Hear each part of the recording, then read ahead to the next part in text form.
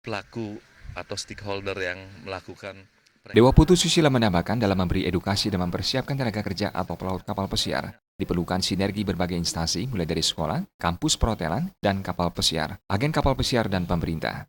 Para calon pelaut perlu diedukasi agar dapat menyiapkan kompetensi diri dan menangkap peluang yang ada.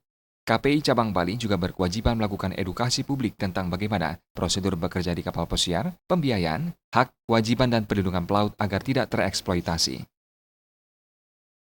ketika ada perusahaan yang bisa melakukan dia dengan membebaskan tiket, merembas atau mengembalikan uang visa dan uang medical. Nah, ya kami berharap bahwa pelaku-pelaku atau stakeholder yang melakukan perekrutan kapal pesiar pun bisa mengikuti jejak ini. Ketika kita bicaranya atau substantifnya adalah ingin membantu masyarakat Indonesia dan Bali pada khususnya. Jadi secara substantif KPI ini ingin selalu mengedukasi atau memberikan pengetahuan bahwa ini loh, ada loh memang yang sistem seperti ini.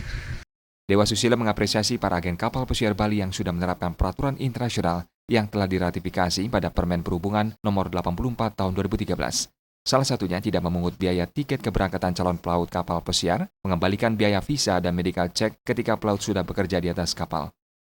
Ya, pertama-tama saya ucapkan terima kasih dan apresiasi yang sebesar-besarnya terhadap Pak Adi ya, yang sudah berstatement yang bicara masalah MLC ya.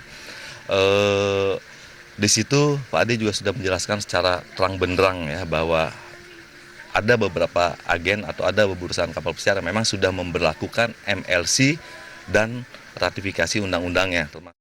KPI Cabang Bali mendesak pemerintah melakukan pengawasan ketat dan pemberian sanksi terhadap berbagai pelanggaran peraturan dan eksploitasi terhadap pelaut. Suparyana dan Indrawan, Bali TV.